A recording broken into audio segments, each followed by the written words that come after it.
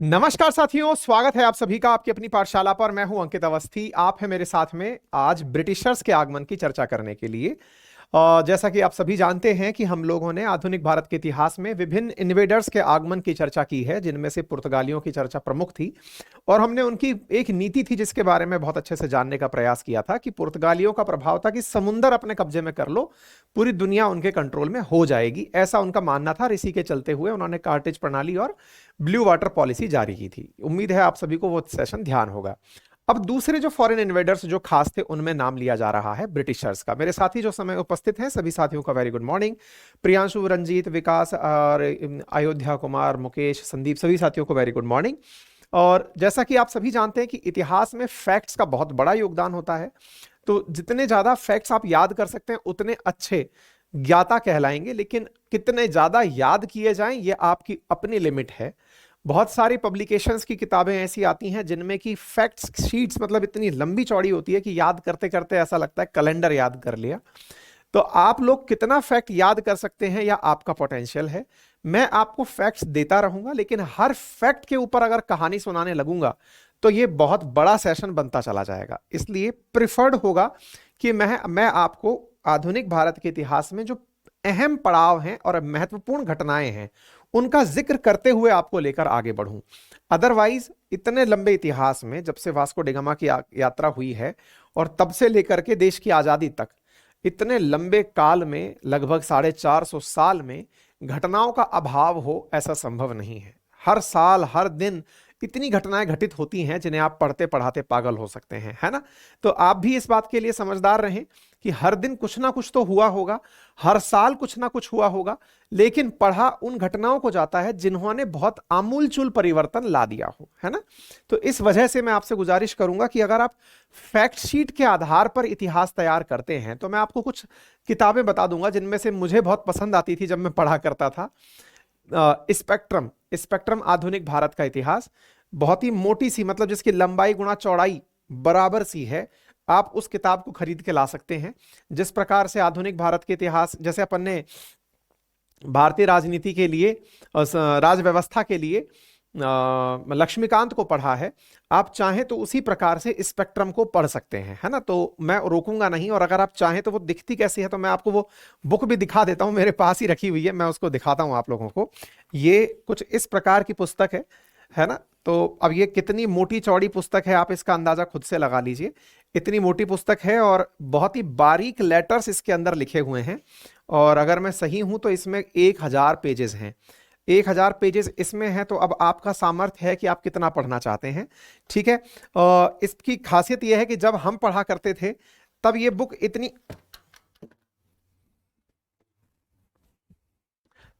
इतनी पतली आया करती थी। इतनी वाली जो फर्स्ट हाफ है इतनी, ये बढ़ते बढ़ते खाते पीते इतनी बड़ी हो गई है। क्यों? क्योंकि जिस भी परीक्षा में कोई भी तथ्य पूछा गया इस किताब में उसको चिपका दिया गया। तो अब ये होते होते काफी बड़ी और हेल्दी किताब हो चुकी है, खाते पीते तैयारी करते करते लंबी चौड़ी पुस्तक बन चुकी है। अब पढ़ने वाले विद्यार्थी को लगता है कि सब कुछ इसी में से पूछा जाता है, जबकि हमारे पास, मैं आपको मेरी ओरिजिनल स्पेक्ट्रम दिखाऊंगा, जब हम पढ़ा करते थे तो वो इतू सी हुआ करती थी। अब ये इतने सारे पेजेस कैसे जुड़े? तो किसी ना किसी ने अच्छे तरीके से इसके अंदर मतलब कंटेंट को ऐड किया है, और बच्चे जब प्रीवियस ईयर क्वेश्चन सॉल्व करते हैं तो इसके अंदर उनका जवाब मिल जाता है, क्योंकि इस किताब का हर बार नया संस्करण अपडेट होके आता है। वो चीज इसके अंदर ऐड हो जाती है, तो बच्चों को लगता है इस किताब से बाहर कुछ नहीं आया। इसी कारण से बच्चे इसको और पढ़ते चले जाते हैं। तो ये एक साइकिल है। तो आप इसको कितना अच्छे से फुलफिल करना चाहते हैं आपके ऊपर है। मेरा सजेशन है डिटेल पढ़ना है इसमें से पढ़ें। फिर भी हमने अपने नोट्स में बहुत अहम पड़ावों को बहुत ही सुंदर और बहुत ही अच्छे तरीके से, जिन्हें पढ़ा जा सकता है, जिनसे परीक्षा में, देखिए इतिहास में अगर कोई शिक्षक ये दावा करता है कि उसके दिए कंटेंट में से 100% सवाल आ जाएंगे तो अति आत्मविश्वासी है वो, या फिर उसने पेपर में सेटिंग कर ली है ना।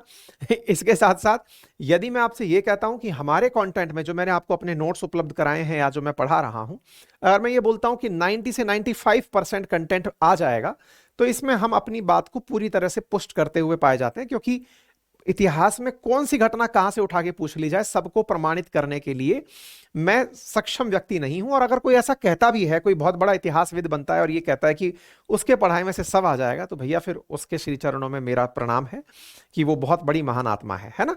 तो मेरी आपसे गुजारिश है कि अगर आप तथ्यों को पढ़ना चाहते हैं तो बुक ये है। और हाँ, एक बिहार से बुक प्रकाशित होती है, जैसे मैंने उसके समय पर आपको बताया था, राज व्यवस्था के समय पे बताया था कि अगर आप चाहें तो परीक्षावाणी प्रकाशन प्रयागराज की एक पुस्तक आती है, आप उसे पढ़ सकते हैं। ऐसे ही इतिहास में अगर फैक्ट्स याद करने का आपको बहुत ज्यादा मन है कि नहीं साहब मैं तो फैक्ट शीट रटूंगा ही, और फैक्ट शीट रट करके ही बस अपने आप को मतलब विद्वता हासिल करूंगा, तो उनके लिए एक प्रकाशन की किताब है, किरण पब्लिकेशन की किताब आती है ना। वो मेरे पास फिलहाल नहीं है, लेकिन जब हम लोग ऐसा होता था ना कि अब तो ये सब याद हो गई, अब क्या करें, कुछ नया करना है, तो चलो इसमें से फैक्ट याद करते हैं, तो आप अगर चाहें तो उस प्रकाशक की पुस्तक का भी उपयोग कर सकते हैं। ठीक है, तो इसका मतलब ये हुआ।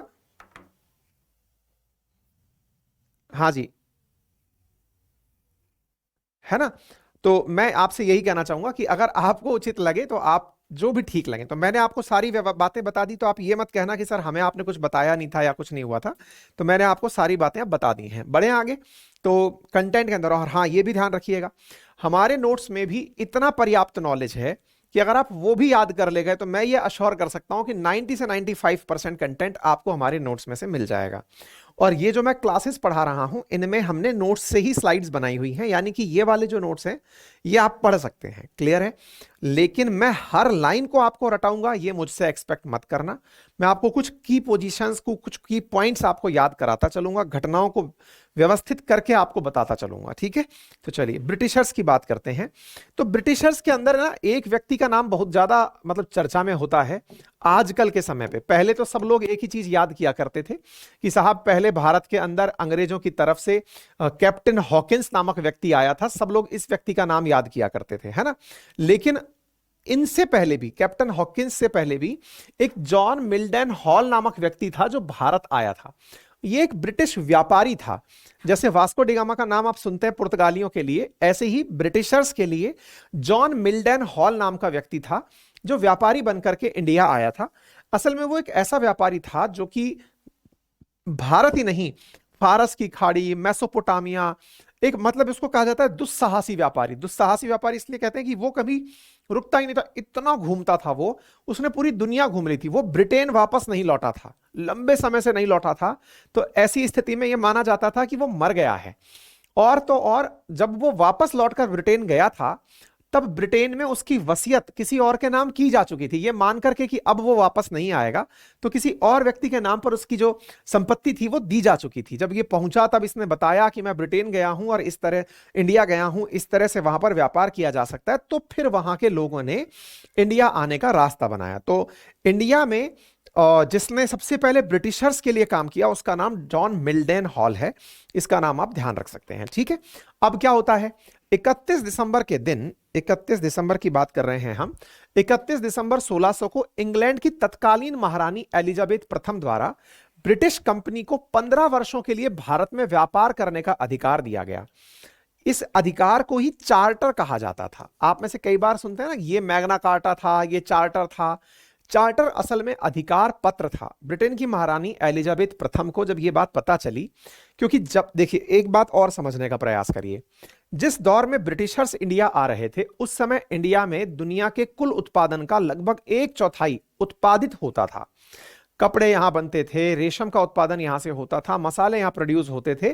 तो यहां पर दुनिया की प्रोडक्शन का 1/4 प्रोडक्शन होता था। और उस समय ब्रिटेन केवल कृषि आधारित इकोनॉमी हुआ करता था, जिसके पास मुश्किल से 2% दुनिया के उत्पादन का पैदा होता था। कहां हम लोग 25% और वो लोग 2% पर थे। आप इससे अंदाजा लगा सकते हैं, है ना।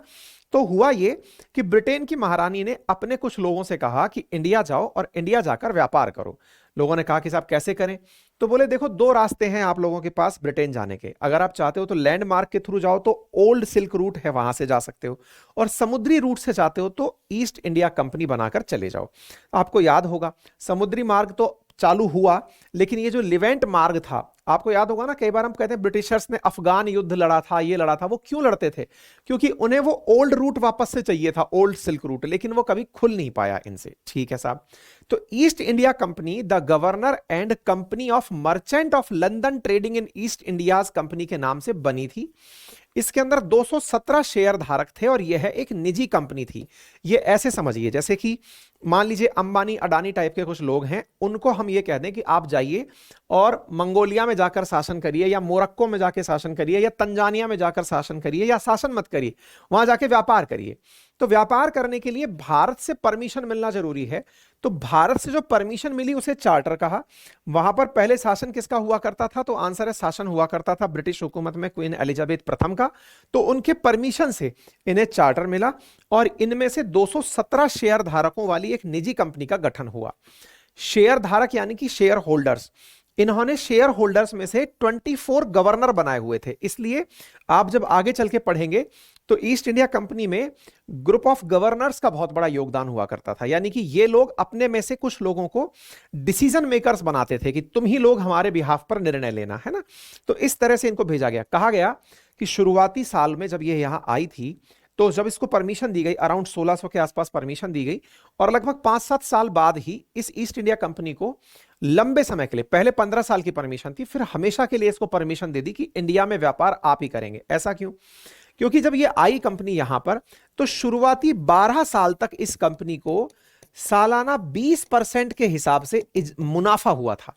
यानी जब ये लोग यहां पहुंचे तो इनको यहां पर व्यापार करके बहुत मुनाफा हुआ। भाई मुनाफा तो होने को वास्को डिगामा को 60 गुना तक हुआ था, लेकिन वास्को डिगामा एक व्यक्ति था, ये पूरी कंपनी थी, और कंपनी होती है तो कंपनी की अपनी लायबिलिटीज होती हैं, आने के बाद अपने काम होते हैं। ठीक है साहब।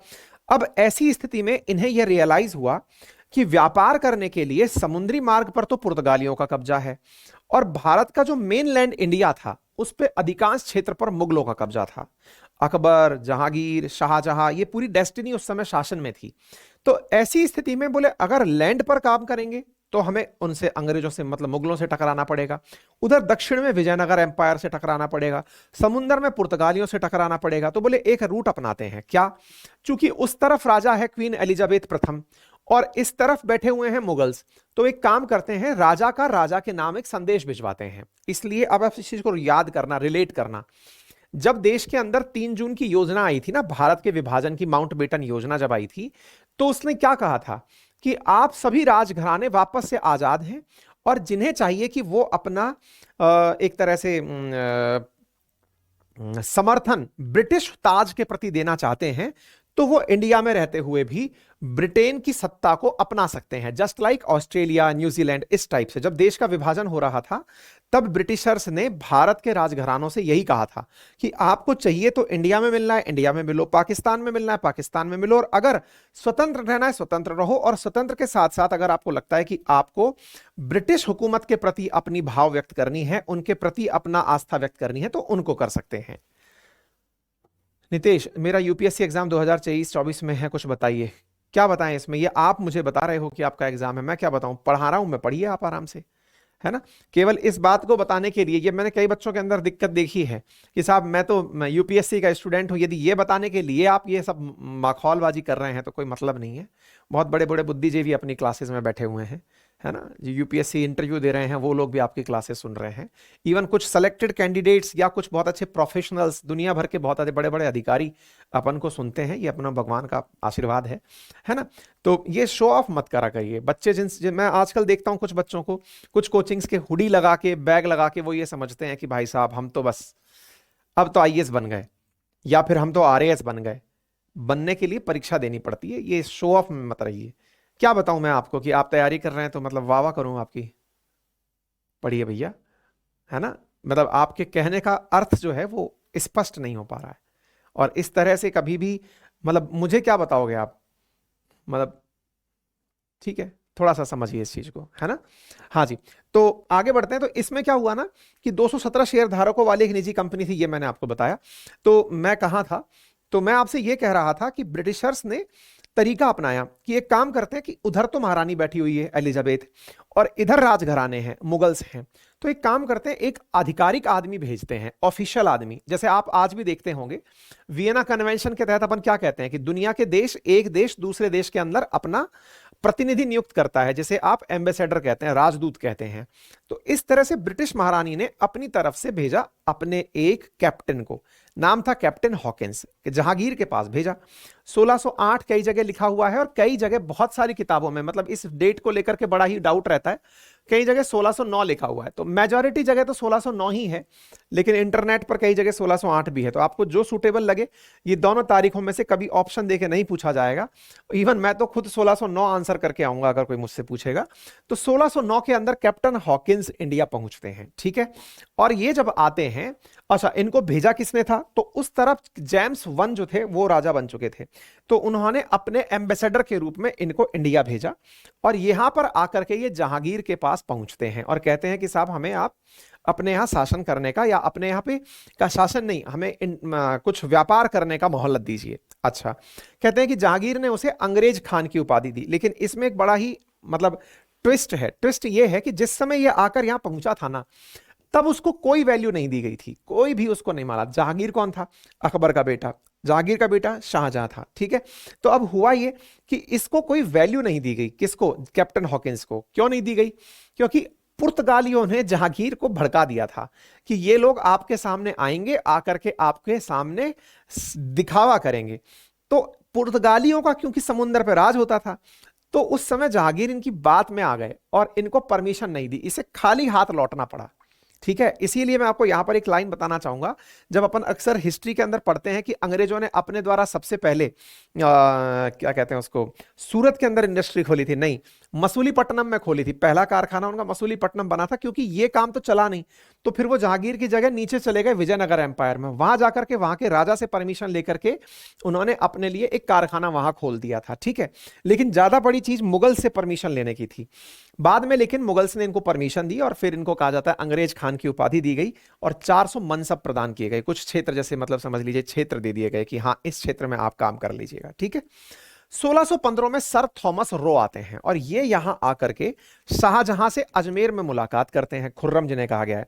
और फिर यहां से ये थॉमस रो काफी लंबे समय तक, 4-5 साल तक एम्बेसडर बनकर के यहां रहा। अच्छा, अब आपके दिमाग में सवाल आएगा कि जिनसे हमें कोई मतलब नहीं है, उनके राजदूत का आने का क्या मतलब है। ऐसा नहीं है। पहले में जो बड़े राजा होते थे, अपने आप को दिखाने के लिए कि साहब मैं अपने खर्चे पर आपके यहां पर अपना व्यक्ति भेज रहा हूं, हमारी कुछ अच्छी चीजें आपको लगे तो आप ले लीजिए, हमको आपकी अच्छी लगे तो हम ले लेंगे।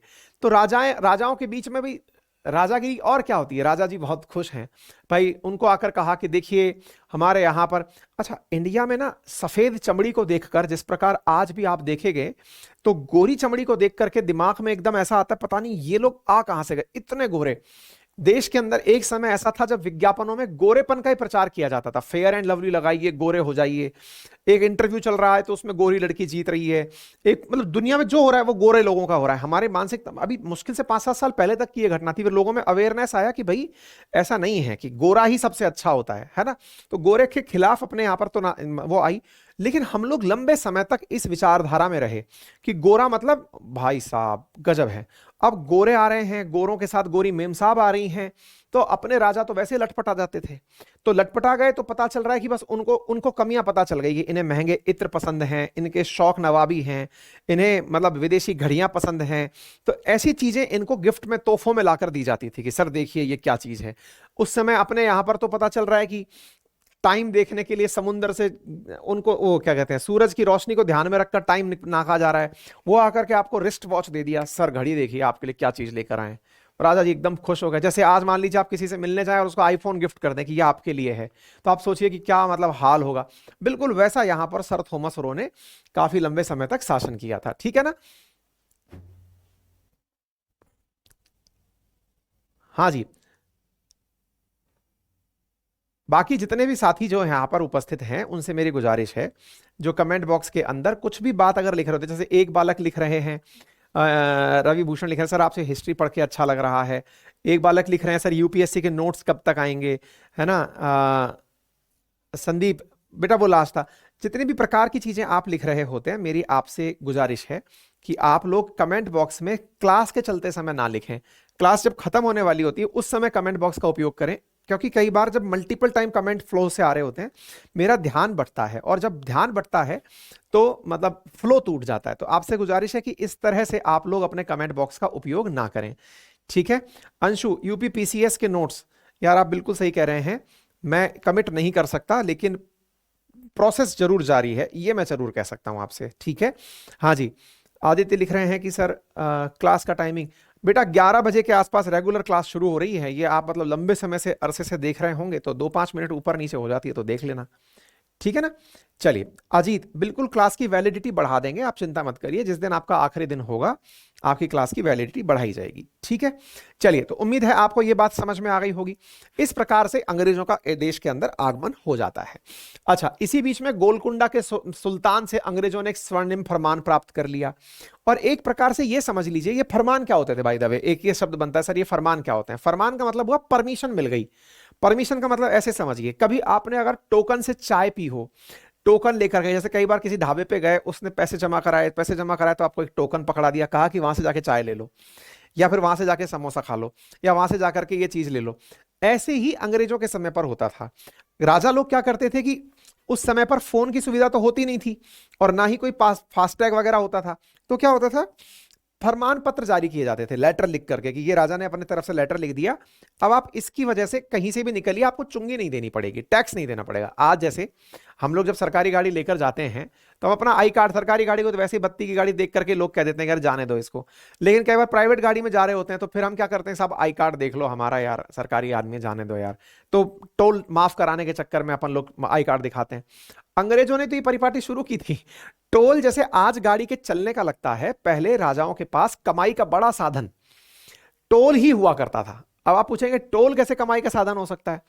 टोल उस समय सड़क पर चलने का नहीं लिया जाता था।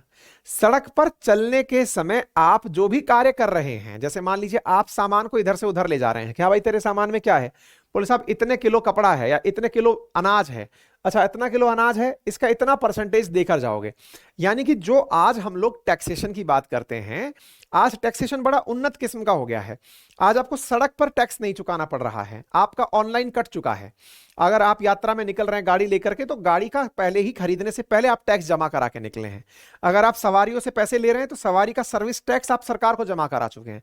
अगर आप हवाई यात्रा पे जा रहे हैं तो जीएसटी पहले जमा करा चुके हैं। मतलब ये टैक्सेशन सरकार ऑनलाइन काट ले रही है। पहले क्या होता था, रास्ते में चलते समय आपका टैक्स कटता था। टैक्स कैसे कटता था, रास्ते में चुंगियां लगी होती थी, और यही चुंगियां हैं जो सबसे बड़े युद्ध का कारण बनेंगी। प्लासी और बक्सर जब हम चलेंगे ना, तो उसमें आपको यही पता चलेगा कि ये जो फरमान है ये फर्जी बनाने लग गए थे अंग्रेज लोग। तो ये क्या करते थे, इनको व्यापार करना है। देखो कुल मिलाकर ऐसे समझो कि अगर आपको व्यापार करना है, अंग्रेजों को पता है कि समुद्र के किनारे तक जाना होगा, तो शहरों से सामान इकट्ठा करके वो यात्रा करते करते सी बीच तक पहुंचेंगे, वहां पर जहाज में सामान लादेंगे और जहाज में लाद करके फिर अपने देश को लेके निकल जाएंगे। तो जब इकट्ठा करके जा रहे हैं सामान, तो रास्ते में राजा के जो सिपाही हैं या राजा की तरफ से जो मनसबदार हैं जो कि इकट्ठा करने के लिए खड़े हैं, वो क्या करेंगे, वो अपने लेवल पर आपसे चुंगी वसूलेंगे कि लाओ सब कितना पैसा। तो इन्होंने क्या किया, इन्होंने भाई साहब अंग्रेजों ने राजाओं से अपने लिए गोल्डन फरमान बना लिया। मतलब एक तरह से ऐसा पास बनवा लिया, बस इसको दिखा दो अरे भाई राजा के आदमी है ये, बस। यानी जैसे आई कार्ड होता है ना, ऐसा आई कार्ड बनवा लिया कि चलो भाई जान दो। इसको इस तरह से उपयोग किया गया क्योंकि इनको गजब माल चाहिए था। तो टैक्सेशन हमने अपना हाल ही खो दिया कि यार इनको लगा नहीं था राजाओं को कि ये इतना पैसा कमा ले जाएंगे। और इसी तरह का एक 500 पैगोडा का मतलब उस तरह की वो थी, उसका वार्षिक कर चुका करके इन्होंने एक राज्य का जो पूरा बंदरगाह था वही पूरी तरह से अपने पास में ले लिया। तो फरमान इन्होंने ले लिया और साथ ही साथ 500 पैगोडा पे करके इन्होंने पूरा की पूरा एक पोर्ट अपने नाम करा लिया। जैसे आज कहते हैं ना अडानी ने पूरा पोर्ट करा रखा है, मुद्रा पोर्ट अडानी का अपना है। तो उस समय का अडानी कौन था, तो ईस्ट इंडिया कंपनी था। तो उन्होंने पूरा राज्य से, जैसे राज्य सरकार से अडानी ने अपने लिए पोर्ट ले लिया, मुद्रा पोर्ट की साहब मेरा है, ऐसे जाफना पोर्ट इजराइल में जाके ले लिया। ऐसे ही अंग्रेजों ने अपने यहां पर पोर्ट की पोर्ट ले रखे थे, ठीक है। साथ ही साथ 1639 में taking a village name Chennai on lease, Chennai को जो कि उस समय कस्बा हुआ करता था उसको इन्होंने किराए पर ले लिया और changed its name to Madras, और बदलकर इसका नाम मद्रास कर दिया। बिल्ट ए फोर्टिफाइड कोठी there, whose names was fort saint George. अब ये क्या किया, अब इसको थोड़ा समझने का प्रयास कीजिए।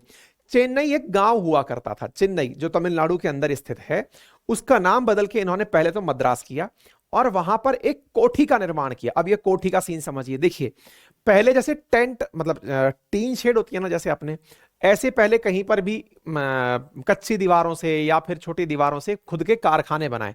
तो कारखाने, अंग्रेजों के काल में कारखाने का मतलब कोई इंडस्ट्री नहीं हुआ करती थी, इनका सामान इकट्ठा करने का क्षेत्र कारखाना कहलाता था। अब कोठी किसे कहा जाता था, कोठी कहा गया कि अब इतने सारे अंग्रेज यहां रहते हैं, अब कल को इन अंग्रेजों को, क्योंकि जिस तरह की प्रजा है, गोरे रंग के प्रति गजब फैसिनेशन है लोगों में, ऐसी स्थिति में तो लोग गोरों को खा जाएंगे। अब भाई उनके ऊपर कई तरह की यातनाएं भी तो हो सकती हैं। कोई पता चला है कि भाई साहब ठरक ही मिटा रहा है, अंग्रेजों के पीछे पड़ गया भाई साहब कि हमको तो अंग्रेज चाहिए, और अंग्रेजों को उठा उठा करके ले गए। तो ऐसी स्थिति में ये खुद की सुरक्षा के लिए भी कि यार हमको सुरक्षित रहने के लिए खुद का एक हाउस चाहिए। इसलिए आप जब पढ़ेंगे ना तो मतलब ये बक्सर प्लासी के युद्ध में आपको ये पता चलेगा कि एक ऐसी ही कोठी पर जो कोलकाता के अंदर थी, उस पर हत्या का प्रयास हुआ था। बड़ी संख्या में अंग्रेज मारे गए थे वहां पर। प्लासी से बक्सर की तरफ जब आप निकलेंगे ना, उस पूरे की पूरे काल में एक घटना ऐसी आती, बड़ी संख्या में अंग्रेज मारे गए थे। तो कोठी इन्होंने अपने लिए तैयार की हुई थी। मतलब एक तरह से समझिए, अगर आप कभी राजस्थान आए, और आप में से हो सकता है कुछ लोग राजस्थानी हो भी, तो उन्होंने क्या कहा कि राजस्थान के अंदर कभी आप किसी बड़े महल में जाएं, तो जैसे चित्तौड़गढ़ दुर्ग में जाएं या जैसलमेर दुर्ग में जाएं, तो या फिर किसी भी बड़े दुर्ग में जाएं, तो आपको वहां क्या मिलेगा कि अंदर ही यानी महल के भीतर ही लोगों के रहने का स्थान हुआ करता है। लोगों के रहने के लिए घर, निवास, अगर जैसे कोई फिल्म देखी हो आपने पद्मावत, तो उसमें से आपको पता चलेगा कि राजा जहां रहता है वहां प्रजा भी अंदर ही रहती थी। ऐसा नहीं होता था कि प्रजा के लिए अलग शहर बसाया जा रहा है। तो पूरी तरह से फोर्टिफाइड एक फोर्ट बनाया जाता था। फोर्ट के अंदर दीवारों के भीतर सुरक्षा देते हुए राजा अपनी जनता को रखता था। एग्जैक्टली इन्होंने भी अपने लिए एक फोर्ट सेंट जॉर्ज नाम की कोठी का निर्माण किया। इस कोठी का उद्देश्य क्या था, जो अंग्रेज यहां पर हैं उनको सुरक्षा उपलब्ध कराना और उनको उपलब्ध करा करके वहीं से अपना शासन चलाना। इसीलिए अब राजाओं को, भाई राजघराने क्या होते हैं, राजघराने का मतलब राजा का अपना पूरा बड़ा सा घर है, राजा के रहने वाले लोग हैं, बड़ी संख्या में लोग निवास कर रहे हैं। अब राजाओं को अगर यह पता चले कि हमारे ही देश में, हमारे ही क्षेत्र में कोई और आदमी भी अपना महल बना के रहने लग गया, तो ईगो क्राइसिस होगा।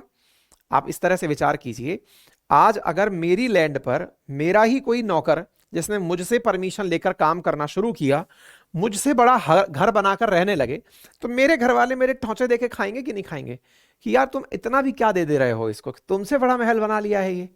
अब ये जो स्थिति है ना राजा के केस में कि उसके लोग ही उसको खौंच रहे हैं, सर देख रहे हो आपसे बड़ा महल बना लिया है।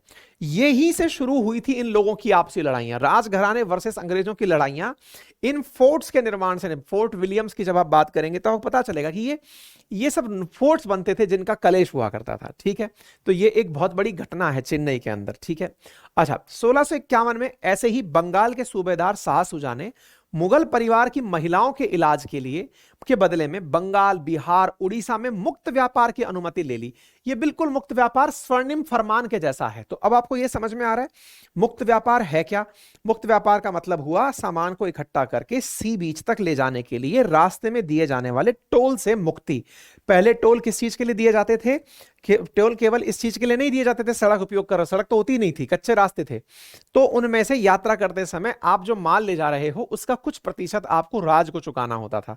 सामान के स्थान पर मुद्रा, अशर्फियां, गोल्ड, ये सब चुकाने होते थे। ठीक है, तो इस प्रकार से इन्होंने यहां पर मुक्त व्यापार की अनुमति ले ली, जिसकी एवज में अंग्रेजों को 3000 रुपए का वार्षिक कर देना पड़ता था। ये लोग क्या करने लगे, एक मुश्त पैसा दे दिया। उदाहरण के लिए आज जैसे अपने मुंबई के अंदर वो बना है 21.5 किलोमीटर का जो ब्रिज बना है, उस ब्रिज के साथ क्या है, 21.5 किलोमीटर का ब्रिज बना। अब उस ब्रिज में आपको यात्रा करनी है अगर, तो आपको टोल चुकाना है। लेकिन जापान की जो कंपनी है, जायका जो बैंक है जापान की, उसने इंडिया को पहले ही 80% लोन दे दिया। हमने लोन किस आधार पर लिया, हमने लोन इस आधार पर लिया कि हम चुकाते रहेंगे। चुकाते कैसे रहेंगे, तो हो सकता है हमने 25 साल के लिए वो ब्रिज अब उस कंपनी को दे दिया। 25 साल के लिए ब्रिज दे दिया का मतलब समझिए, 250 रुपए का टोल है, प्रतिदिन 70,000 व्हीकल अगर चलने लगे तो प्रतिदिन के हिसाब से करोड़ों करोड़ों रुपए इकट्ठा होने लगेगा। 365 दिन के अंदर सोचकर देखिए कितना करोड़ रुपए इकट्ठा हो जाएगा। 400-500 करोड़ रुपए इकट्ठा होने लग गया। ऐसी स्थिति में फिर हर साल ट्रैफिक और बढ़ता चला जाएगा, प्रोग्रेसिव तरीके से टोल बढ़ता चला जाएगा। 80 साल के मतलब 25 साल के लिए लीज पर मिला है तो उनका पैसा ब्याज समेत उनको प्राप्त होता चला जाएगा। ऐसे ही अंग्रेजों ने 3000 रुपए वार्षिक कर दे करके एक टोल प्राप्त कर लिया कि भाई अब हमको और कोई कर नहीं चुकाना पड़ेगा। ठीक है। ऐसे ही इंग्लैंड के राजा चार्ल्स द्वितीय ने अपना विवाह पुर्तगाली राजकुमारी कैथरीन से कर लिया, जिसके बदले में इनको बॉम्बे द्वीप मिल गया। जैसे आज जब कोई बड़ा सेठ आदमी शादी करता है तो अपनी बच्ची को शादी में कहीं उसका कोई फ्लैट है, कोई घर है, कोई विला है, कोई उद्योग धंधा है, वो दे देता है कि ये आपका हुआ टाइप से। ठीक है ना। अभी अंबानी ने डी मार्ट के मालिक, अगर मैं सही हूं तो दामानी परिवार जो है उनके साथ अपनी बेटी की शादी की। तो दामानी को भाई ठीक है, अगर आप डी मार्ट चला रहे हैं तो चलाते रहिए, आपको रिलायंस चाहिए तो रिलायंस भी ले सकते हैं, रिलायंस मार्ट आप चला लेना टाइप से, ऐसा हो गया। तो ऐसे ही अब सोचिए वहां के इंग्लैंड के राजा ने पुर्तगाल की राजकुमारी कैथरीन से शादी कर ली। तो अब राजा की शादी हुई है तो दहेज मिलेगा। तो दहेज में अंग्रेजों ने कितना दिमाग लगाया, दहेज में इन्होंने बॉम्बे ले लिया। तो देखिए एक तरफ चेन्नई विकसित हो गया, दूसरी तरफ इनको बॉम्बे मिल गया। तो बॉम्बे भी अंग्रेजों ने कोलकाता, चेन्नई या कोलकाता, मद्रास और बॉम्बे ये अपने लिए डेवलप किए थे। कोलकाता को तो इन्होंने बकायदा राजधानी बना लिया था। ठीक है। और फिर अंग्रेजों ने खुद ने, राजा ने दहेज में लिया और राजा ने लेकर के 10 पाउंड वार्षिक किराया लेकर ईस्ट इंडिया कंपनी को दे दिया। क्यों? अंग्रेजों ने शुरुआत में भारत में शासन नहीं किया था। शासन के लिए तो ईस्ट इंडिया कंपनी को भी नहीं भेजा था, ईस्ट इंडिया कंपनी को तो व्यापार करने के लिए भेजा था। लेकिन अपने व्यापारिक हितों का संरक्षण करते करते, व्यापारिक हितों का संरक्षण कैसे कि अगर उनको पता चल रहा है कि यार मुझे सामान इकट्ठा करके लाना है, तो लाने के लिए क्या करना पड़ेगा, पहले फोर्ट बनाना पड़ेगा, सॉरी क्या कहते हैं उसको, अपने लिए उद्योग बनाना पड़ेगा। फिर साथ में दूसरा क्या करना पड़ेगा, अपने लोगों को रखने के लिए फोर्ट बनाना पड़ेगा। तीसरा, अब आपको पता है कि इतना 3000 रुपए अगर मुझे किसी को किराया देना पड़ रहा है और अगर ये रिश्वत से काम चल जाए तो फिर क्या ही बुरा है। तो अचानक पता चल रहा है, राजा के किसी आदमी को कहा 3000 रुपए की जगह सर आप 2000 रुपए खुद की जेब में ले लो और हमको तो लिख के दे दो। हमको क्या मतलब किसके पास पैसा गया। भ्रष्टाचार ऐसे ही तो होता है। जो आदमी जिम्मेदार है उसे कहा जाता है कि सर आप तो अपनी तरफ से परमिशन दे दो, आप अपने पास रखो ना ये पैसा, 1000 मेरा बचेगा, 2000 आपके बनेंगे, क्या फायदा, राजा के लिए क्यों करना। तो अंग्रेजों ने क्या किया, राजा की जो सेकंड लाइन थी ना, जहां जहां राजा थे, राजा के जो विश्वस्त लोग थे, जो राजा को कान में भरा करते थे कि ये सही है ये गलत है, उनको तोड़ना शुरू कर दिया। आज भी क्या होता है, कई कंपनियां दूसरी कंपनी को कैसे तोड़ती हैं, उसके जो विश्वस्त लोग हैं उन तक रिश्वत पहुंचा देती हैं कि भाई तुम अपनी तरफ आ जाओ ना यार।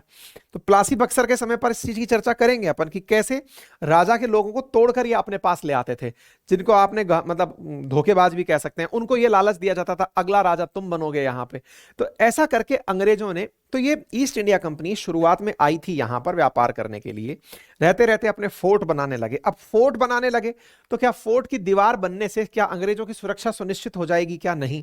तो अपने फोर्ट की सुरक्षा के लिए फिर इन्होंने सैनिक तैनात करने शुरू किए, खुद के सैनिक। उनका काम केवल इतना था कि अपने फोर्ट की हिफाजत करेंगे, और दूसरा, रास्ते में कोई लूट खसोट ना हो जाए तो सामान के साथ चलकर जाएंगे। सामान के साथ चलकर जाना, चूंकि फरमान तो ले ही लिया, रहने के लिए फोर्ट बना लिया। इस कारण से अंग्रेजों के बारे में कहते हैं कि ईस्ट इंडिया कंपनी ने यहां जब व्यापार करने आई तो व्यापार से ज्यादा उसने यहां पर अपना प्रसार किया। इस कारण से एक समय तो ऐसा आ गया था कि अंग्रेजों की यह कंपनी घाटे में चलने लगी थी। ईस्ट इंडिया कंपनी आई व्यापार में मुनाफा कमाने थी, लेकिन इसने कभी प्रॉफिट बुक नहीं किया। इसने सारा पैसा खाया और खोजा टाइप से था। यहां पे जो लोग आते थे वो अपने घरों में पैसा लेके जाते थे। ब्रिटेन सरकार को कहते हैं कि इसका इतना लाभ नहीं हुआ था। मतलब 1857 की क्रांति से पहले पहले तो जो ब्रिटिश ईस्ट इंडिया कंपनी थी उसके ही कर्मचारी कमा कमा के पैसा ले जाते और घाटे का बिल पेश करते कि सर वहां तो खर्चा ही बहुत है। ठीक है साहब। 1698 में बंगाल के सूबेदार अजीज उस शान ने अंग्रेजों को सूतीनामा, कालीकाता और गोविंदपुर नाम के 3 गांवों की जिम्मेदारी दी और इसी को मिलाकर के कलकत्ता शहर बनाया गया था। तो अब आप देखिए कलकत्ता कब बस गया, 1698 में। मुंबई कब बस गया, 1661 के अंदर। और ऐसे ही इससे पहले मद्रास बसा लिया था, तो मद्रास के बारे में, गोलकुंडा के बारे में आपको 1639 पता चल गया। तो अंग्रेजों ने सबसे पहले बसने को तो सबसे पहले सूरत बसा था, जहां पे डायमंड बॉर्स बना है अभी, है ना सूरत, लेकिन ऑलरेडी एग्जिस्ट करता था। इन्होंने बकायदा चेन्नई नाम के गांव को इन्होंने शहर में तब्दील कर दिया, बॉम्बे बना दिया, और तीसरा कोलकाता। और कोलकाता ही इनको सबसे ज्यादा जरूरत थी। कोलकाता की जरूरत क्यों थी? कोलकाता की जरूरत इसलिए थी क्योंकि कोलकाता का बंगाल का जो कॉटन है ना, वही इनको सबसे ज्यादा चाहिए था। तो सूती वस्त्र के लिए तो इनको कोलकाता चाहिए ही था। इसी कारण से कोलकाता में फिर फोर्ट बना जिसका नाम था फोर्ट विलियम। तो फोर्ट की अवधारणा क्या है, उम्मीद है कि आप लोगों को यह समझ में आ जाएगा, ठीक है ना। तो 1700 में इसे पहला प्रेसिडेंसी शहर घोषित किया गया। मतलब इसके बड़े क्षेत्र पर इन्होंने अपना क्षेत्राधिकार क्लियर करते हुए कि हां भाई अब ये राजघराना हो गया और अब हम यहां पर शासन करेंगे। इस प्रकार से इन्होंने, अब इसी बीच में बक्सर और प्लासी की स्थितियां बनेंगी जो अलग से पढ़ेंगे अपन। फिलहाल फैक्चुअल चीजें हैं जिनको मैं आपको यहां पर बताता जा रहा हूं। 1717 में, अच्छा, उधर की तरफ मुगलों का शासन धीरे धीरे अवनति की तरफ जा रहा है। अकबर, अकबर के बाद में जहांगीर, जहांगीर के बाद शाहजहां। तो उन्हीं में से एक राजा था फर्रुखशियार। उसने एक शाही फरमान जारी कर दिया, ऑफिशियल लेटर, जिसके तहत कंपनी को 3000 रुपए वार्षिक कर के बदले बंगाल में मुक्त व्यापार करने की छूट मिल गई। यानी कि पूरा की पूरा बंगाल। अच्छा, ऐसा ये लोग करते क्यों थे? क्या पागल थे क्या ये लोग? इनको ये लगता था समुद्र से क्या होता है, समुद्र से अगर कोई व्यापार कर रहा है तो करने दो ना, हमारे लिए तो ये वैसे ही परहेज की चीज है, हम तो समुद्र में वैसे ही नहीं जाएंगे, हमारे लिए तो पहले ही समुद्र में जाना अपने आप के अंदर एक पाप की भागीदारी है, तो वो तो हमको करनी नहीं है। तो ऐसी स्थिति में इनको एक फरमान मिल गया, तो ये बंगाल में भी फ्री में व्यापार करने लग गए। सूरत में 10,000 रुपए वार्षिक कर के बदले सभी करों से मुक्ति मिल गई कि साहब ये पैसा पकड़ो और हमें किसी भी प्रकार के टैक्स से मुक्ति दे दो। इसी को ही कहा जाता है कि जो, मतलब ये जो मुगल फर्रुखशियार ने इनको अपनी तरफ से शाही फरमान दिया था, इसे ही कंपनी का मैग्ना कार्टा कहा जाता है कि भाई ये इनका सबसे बड़ा देश में शासन करने का आधार बना था। यानी कि बंगाल जैसी जगह, उस समय सोचिए कि बंगाल का कॉटन पहनना ब्रिटिशर्स के लिए शान की बात होती थी, और उस बंगाल में आपको मुफ्त में व्यापार करने की इजाजत मिल जा रही है, तो विचार कीजिए कि ये कितनी जबरदस्त चीज होगी। तो उम्मीद है आप सभी साथियों को किस प्रकार से चारों शहर बने, कैसे मैग्ना कार्टा डिसाइड हुआ, कैसे फोर्ट का निर्माण हुआ, ब्रिटेन के बारे में ये समझ में आ जाएगा, है ना। कल के सेशन में हम अंग्रेजों के और फ्रांसीसियों के बीच की जो लड़ाई है, जैसे एंग्लो कार्नेटिक वॉर के नाम से भी जाना जाता है, इंडो कार्नेटिक वॉर के नाम से, उसकी चर्चा करेंगे। फिलहाल के लिए इतना ही, धन्यवाद।